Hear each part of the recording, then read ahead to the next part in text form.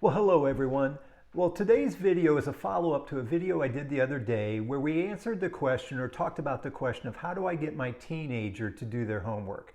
And in that first video, we actually talked about shifting the responsibility. Rather than trying to get your teenager to do the homework or make them do it, we want to have the teenager take it on as their own responsibility and empower them so that it becomes their homework to do. So that was the key in that first video. But today we're going to talk about the follow-up steps. What happens after you've had that conversation to transition the responsibility.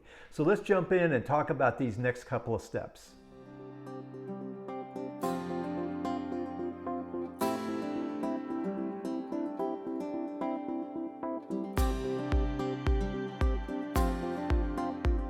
Today we're talking about how to get your teenager to do their homework. And actually, from the other video, you might remember we talked about actually transferring that responsibility to them.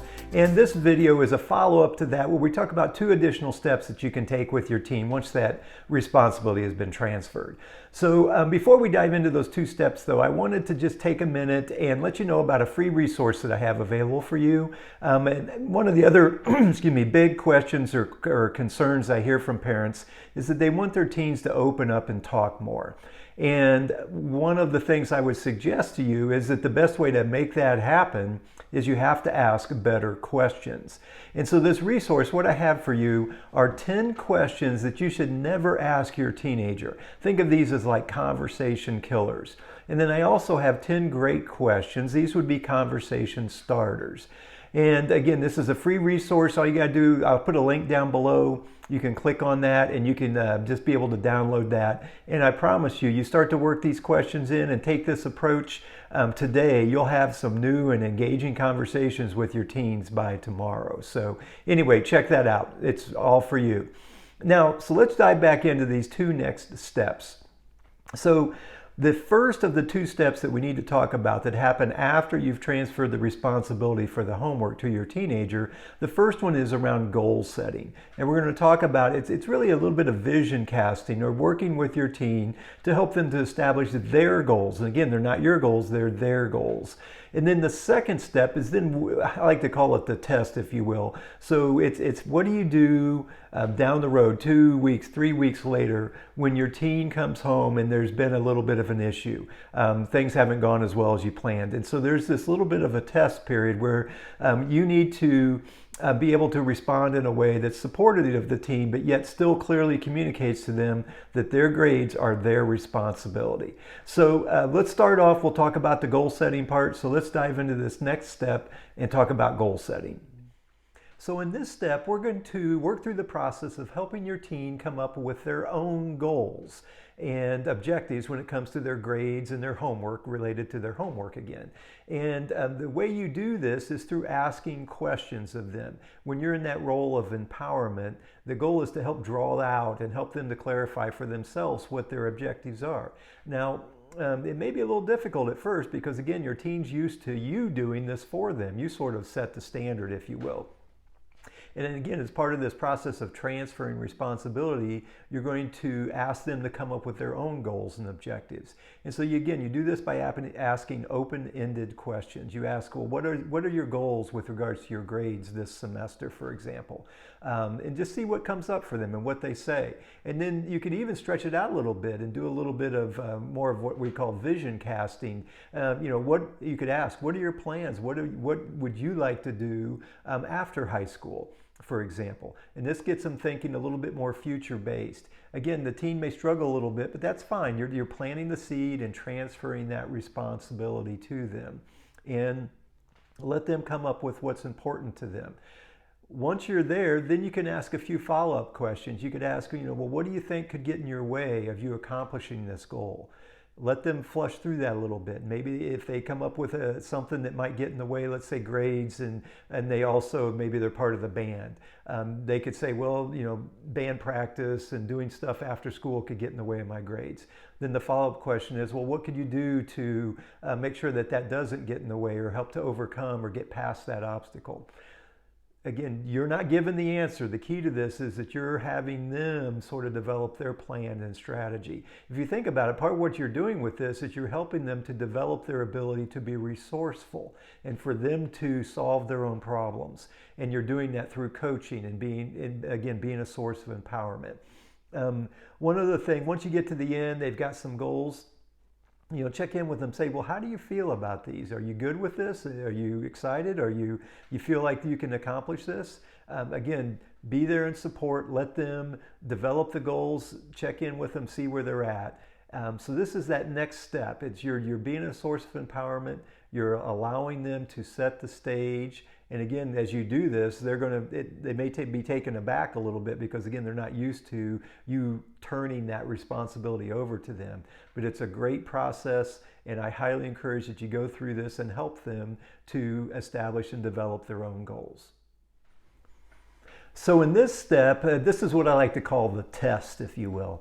So what's going to happen, or what could happen, is that you get, after you've had these other conversations around homework and grades and shifting that responsibility to your teen, they're going to come home a couple of weeks later or a week later or whatever, and there's going to be an issue. There's going to be a bad grade, or maybe they forgot an assignment. Something's going to happen. And the reason I call it a test is because it's a test of you and your commitment to turn this responsibility over to them. And your teen is watching. Trust me, they're watching, and they're waiting to see if you're going to step in and try to take things back over, if you will, or if you sort of let the responsibility for those results fall to them. And so this is the first part of this test is your mindset. If you remember back in the other video, we talked about that first step, if you will, was setting your mindset and you being willing to relinquish control, and that shift from control to empowerment. So when this bad grade comes home, or the homework assignment that didn't get turned in, you have to stay grounded in that empowerment mindset and allow your teen to feel or experience the full weight of that result that they've then created. And one of the ways you can do this is, you could just say something like, oh man, that's a bummer for you.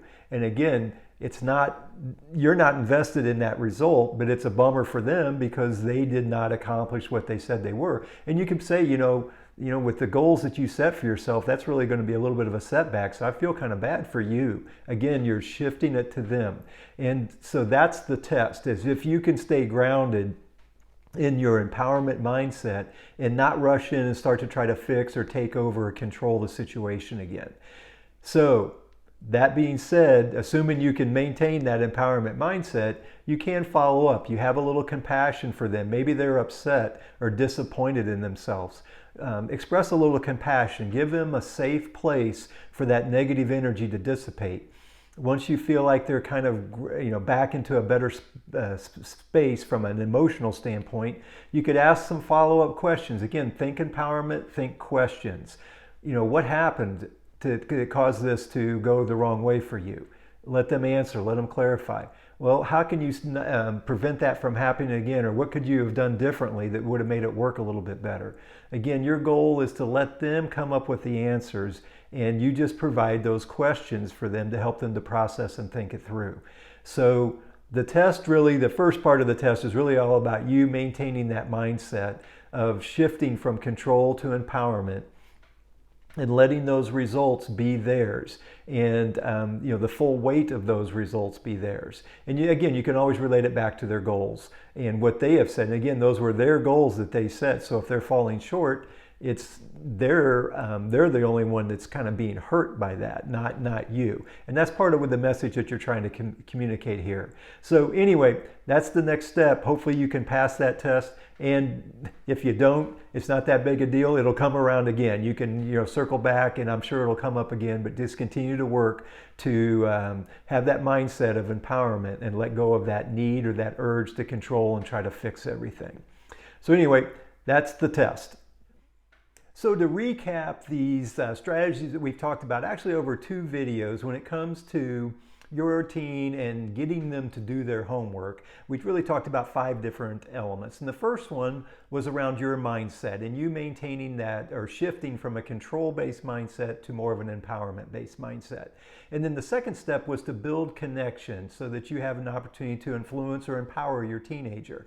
And then that third step we talked about was having a conversation to transfer the responsibility over to them. And those were the 3 things we talked about in the first video.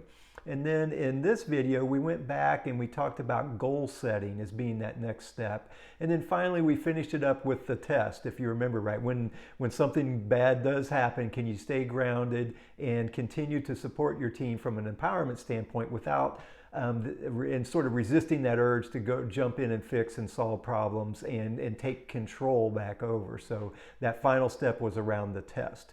So anyway, hopefully you've found some value in this and some new ideas and strategies that you can work with to help your teen when it comes to homework and in their schoolwork as well. So again, hopefully you found some value. Before we step away, I just wanted to remind everyone that I do have that free resource, those 10 questions that you should never ask your teen. Think of those as the conversation killers. And then those 10 great questions, the conversation starters. And again, there's a link down below that you can click on to get those free questions. As always, it's truly an honor to be able to serve you as you move along your parenting journey. And I have to remind everybody that a change in perspective changes everything.